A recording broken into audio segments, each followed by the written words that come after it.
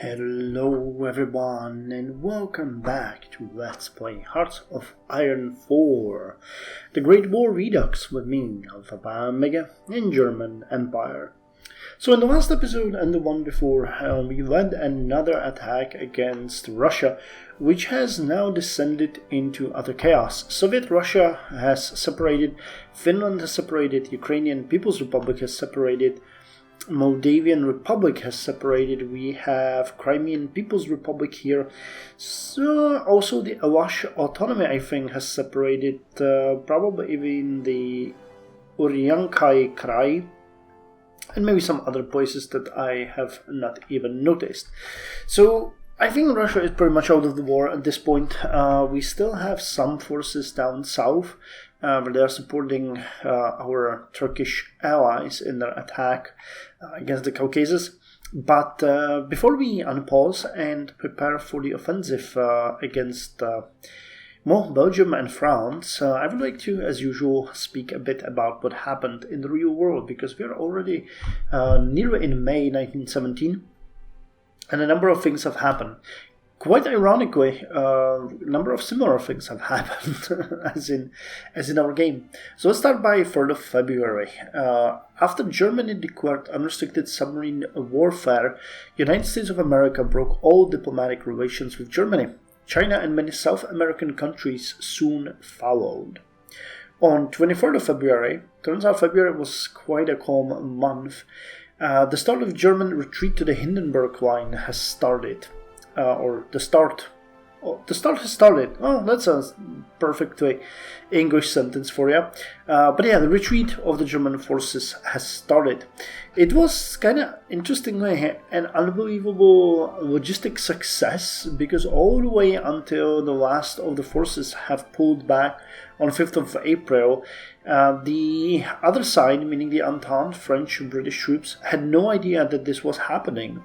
Quite interestingly also, at the new no man's land between the old trenches and the new trenches, we already spoke about it being roughly 30 kilometers apart, Germans have destroyed all of the villages, cut down all of the trees, destroyed all the roads, and poisoned all of the water sources. So they made sure that when the French and British will follow, they will have it as hard as possible.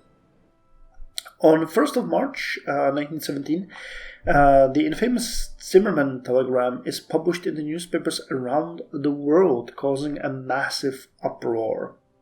On 8th of March, massive demonstrations broke out in Moscow, starting the February Revolution.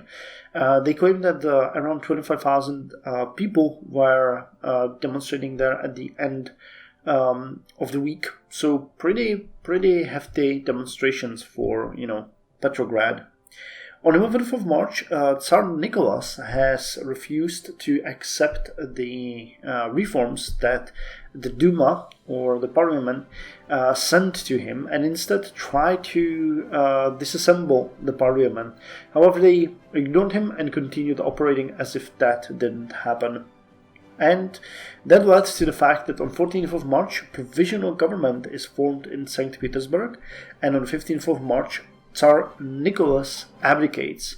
He actually refused to pass his tsardom to his nephew, I believe, because he wanted someone else to be the Tsar, but this meant that the political chaos became even more pronounced.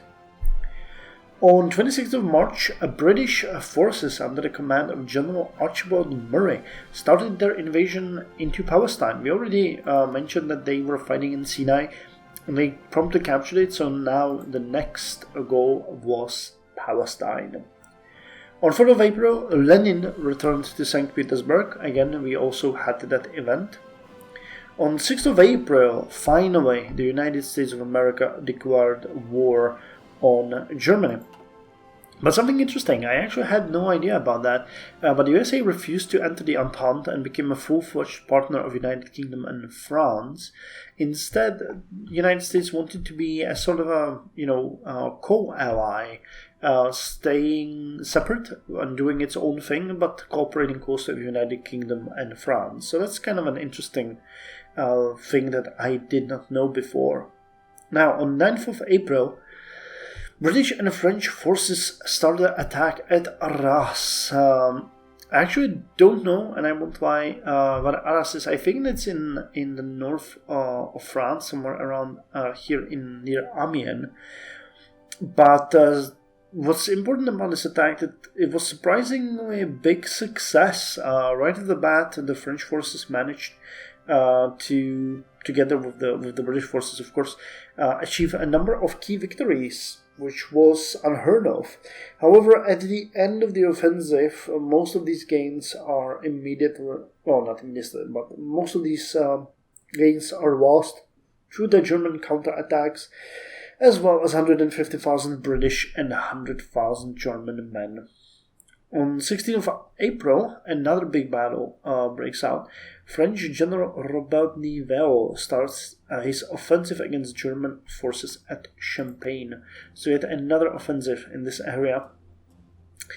This battle will continue all the way until May, but has only very limited successes, and the casualties are extremely high. I actually looked and I couldn't find the ending casualties, but what I found is that in the first 4 days of the offensive, the French army lost 118,000 men alone.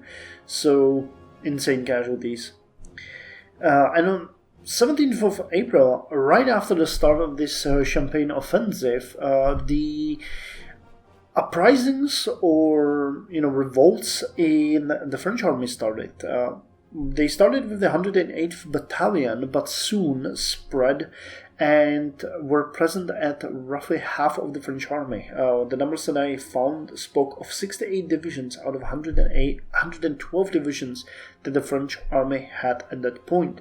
Now, contrary to popular belief, the French troops weren't completely unwilling to fight. They went ahead and defended their positions, but they refused, quite understandingly, to advance against German positions and die.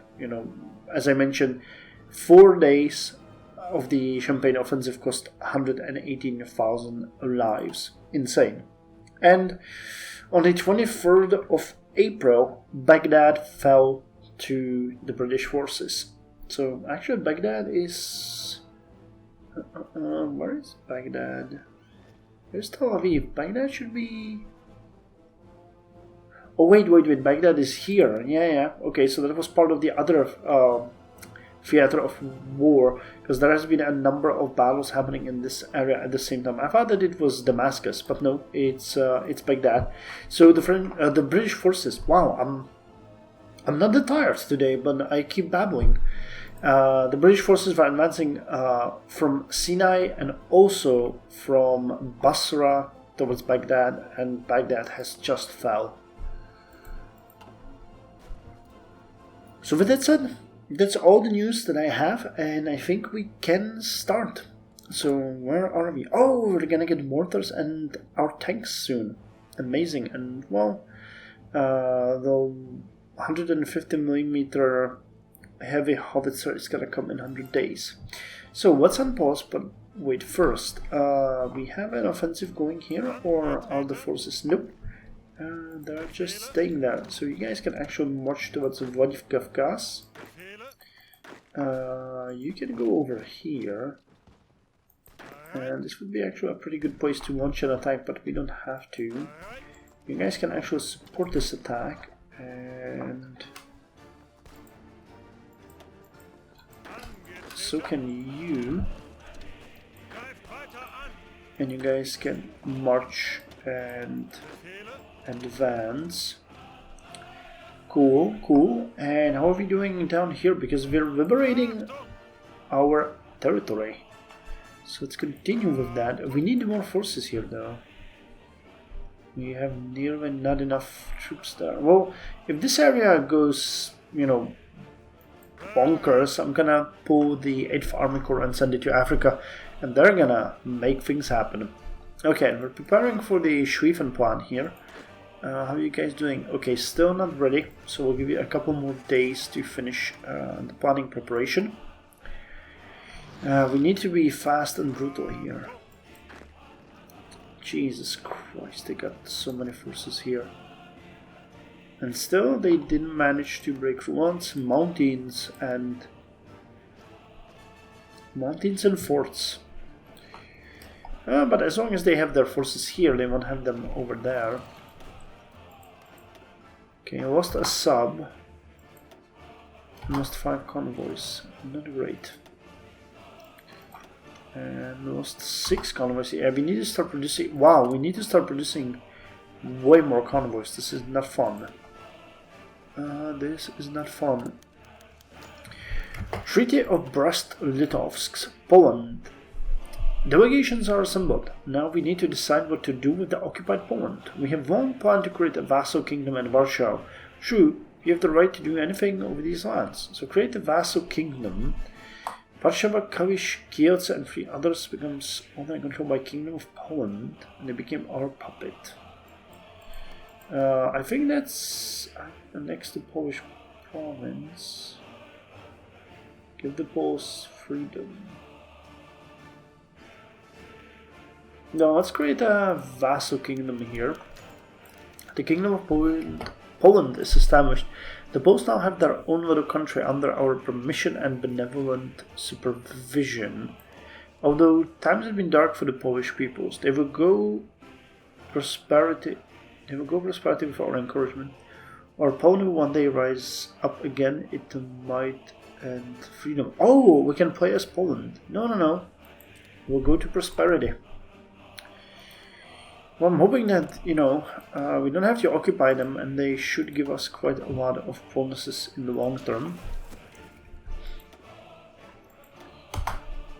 Yeah, we could have annexed them, but, I'm gonna be nice. There was actually a lot of pressure.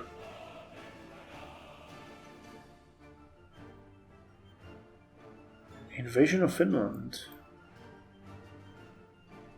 Establish Finnish monarchy. Protect Finland, do not Bolsheviks seize it. Establish Finnish monarchy. I'm not sure what that one would do. But what I was trying to say is that we even had an event called Puppet Monarchies, which gives us the ability to, form little client states. And that was a lot of, I don't want to say pressure, but a lot of tries on the German and the Austrian side to mobilize the Polish throughout the war to, make them fight for whether Germany or Austria-Hungary against Russians. But that really wasn't that much of a success to be, talked about, because the Polish kind of understandingly realized that if they didn't get their freedom until now, they would probably never get it. So. Well, Polish people aren't all that stupid. Okay, so we get the mortars, which means that we can now produce mortars. Cool. And what do they do? Do we have a new... Yep, we got a new available unit. So what do you do? Defense is slightly smaller than with artillery, but breakthrough is the same. Soft attack is about half. Hard attack is non-existent. But instead of 46 artillery, you cost 46 mortars. But combat with is still +3. That's not good. I expect that the benefit is that mortars are super cheap, aren't they? 2.5... No. Well, no. Okay, I don't really see the benefit of mortars then.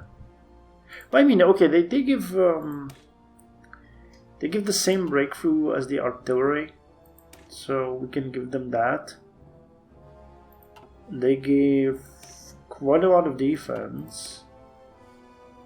It's just that the soft attack is much more. Okay, so you get pretty much the same defense and breakthrough, and 1/2 of the soft attack for about half the cost. And we can greatly improve it, it seems. Wow, this one actually gives more defense than this one, but nowhere near the amount of attack you need. Okay, let's go with the improved artillery upgrade 2 and give soft attack to our artillery. And we have finished the tank research. So could we go with the next one? No, way ahead of time. Hold on, how long is the heavy tank? What? No, heavy tank, no. What's the difference? 146. You're slower, but have more armor. And that's about that. Okay, then how much do you cost? 109 days, 55 days for maintenance, optimization, basic engine, improved turrets. 55 days. Okay, let's design a tank. God damn it, and see what we can do with this baby. So I can go with max engine and max armor right off the bat. We have just the riveted armor and... Okay, we could get the interleaved road wheels, giving us extra breakthrough. But we would pay for it with reliability. Heavy fixed superstructure, heavy armament, heavy howitz, oh my god. Soft attack, hard attack, and piercing increased. Or improved to medium howitzer. Or small cannon. Okay, that one gives quite a lot of hard attack, but we don't need that. Extra ammunition storage increases breakthrough. Increase defense. Okay, so with that said, reliability is 46. Not a great thing. But we could get the torsion bar and reliability is 65. Armor is 15. If I lower the armor to 0, we get to 69. Not great, not gonna lie. Engine type is gasoline. Okay, so I guess best we can do is 69. You guys lower reliability, so it would make more sense for us to have additional machine guns and maybe one ammunition storage. But that means you're really not doing good on the breakthrough.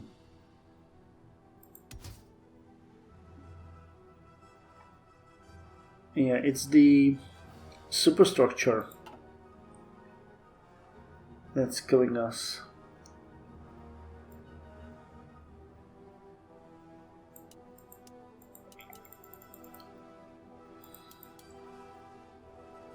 You can lower the bonuses to the engine and instead go with armor, which increases armor and breakthrough. That's slightly better. How much do you roll? 10%. The defense and breakthrough 2. So if I switch to 2 machine guns, yeah, this would be better.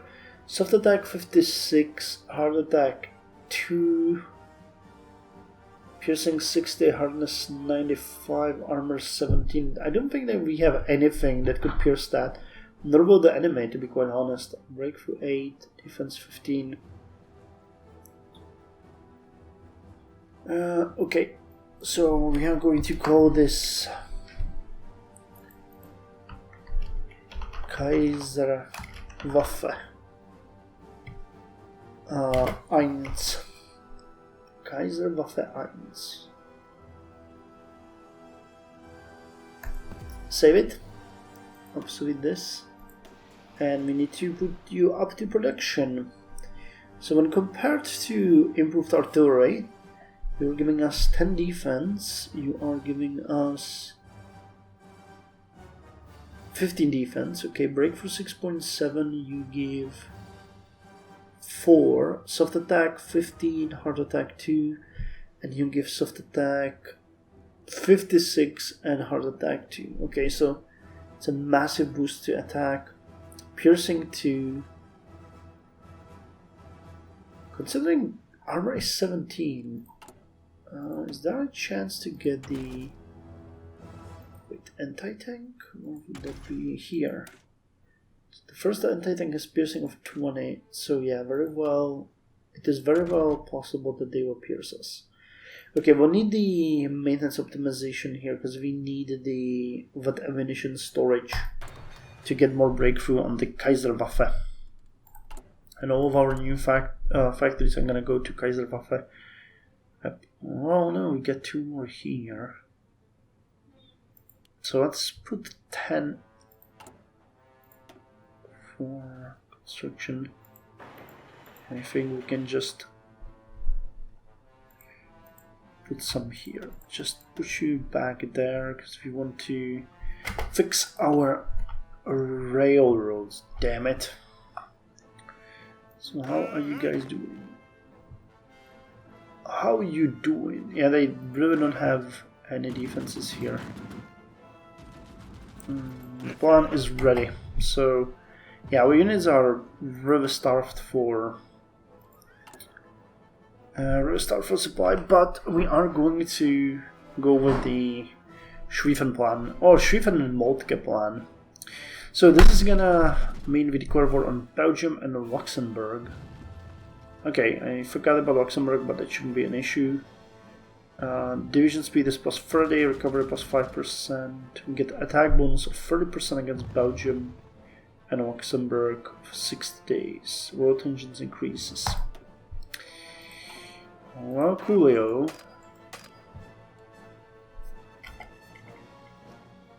Wait, this is it. Okay, so in 5 days we declare war. Which means I want you guys to be, until then, supplied by cars, if at all possible. We have a hub here. We do have a hub. You get cars, and you get cars. Not that it will help much, but it's gonna be fine. Just another convoy. How's it looking here? Not great. Still the same massacre everywhere. Okay, our units are penetrating deeper into the enemy territory, which is great. You guys can continue with this. The fight here is going well. We are not encircled, so I think you guys can actually just go against Ekaterinodar. Not that something is going to stop you there. That's a mountain province. Do we have spare soldiers? We do. Because I'm not saying that we could cut these guys off, but we can easily cut them off. Okay, so back to Africa.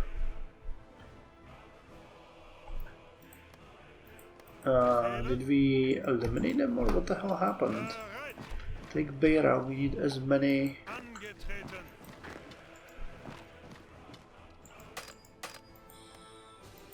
Okay, we're still not at war with Belgium, which kinda sucks. No, well, what sucks is that we will be at war with them soon. Most more convoys. We're really bad on convoys at this point. That's really not good. Yeah, subs are really decimating us at this point. Okay, you join here, you join here. How many? Okay, we're getting more of these.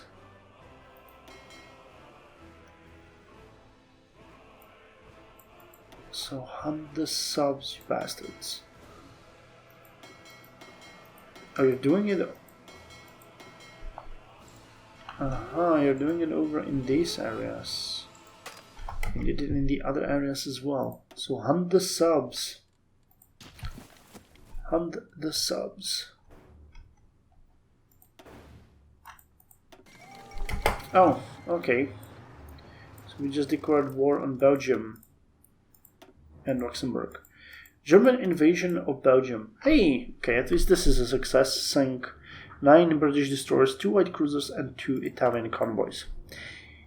German invasion to Belgium. Today's summary. German demands from Belgium facilitates Germany demands from Belgium facilities for invading France through Belgian territories.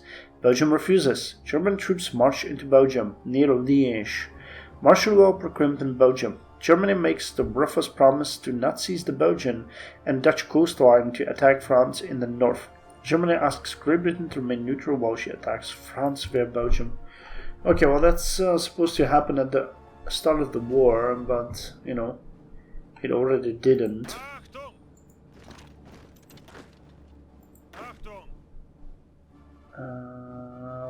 Well, you guys can attack here. You're gonna march over there.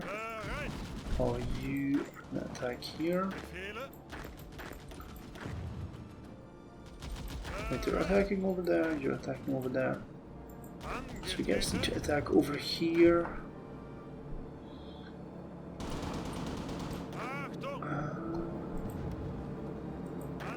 Well, you can actually move towards Liège. It's not like that's not gonna happen. Okay, so 12 and 2nd are gonna attack here. Help with this. We need to move fast.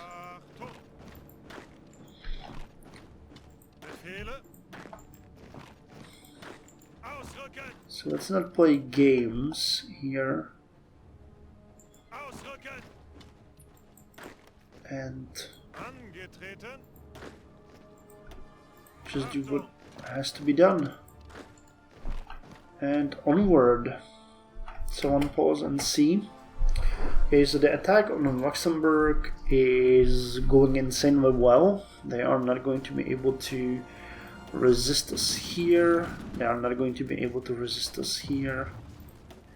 Nor will they be able to resist us here or here or here. And our units are moving. Okay, so that's pretty good. Yep, we'll accept help from our friends. Now the biggest benefit of invasion into Belgium is their factories.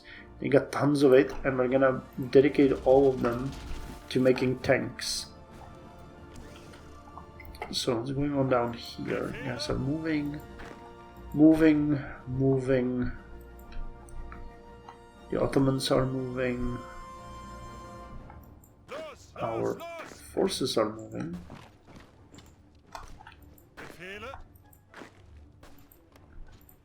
Oh wait, these guys are encircled because they are...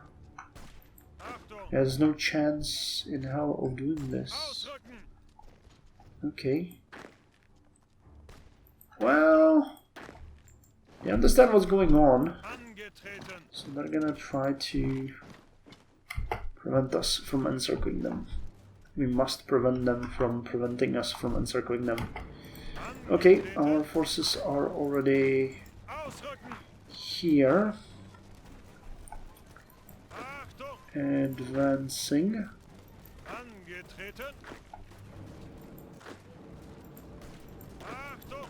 You guys need to attack Brugge. Because we really do not have much of the time. Oh god damn it, this is gonna be a mess. Attack Antwerpen. After you advance into this territory. Because we really need to take as much as quickly as possible. Poland wants to join. Marco wants to join. Okay, sure.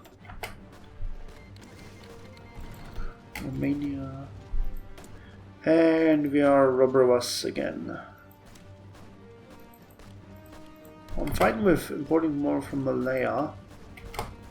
It's actually a great idea.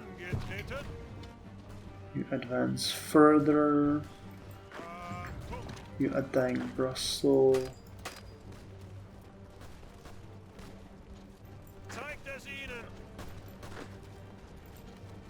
Nope, there's no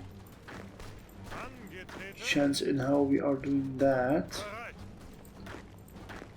Go here.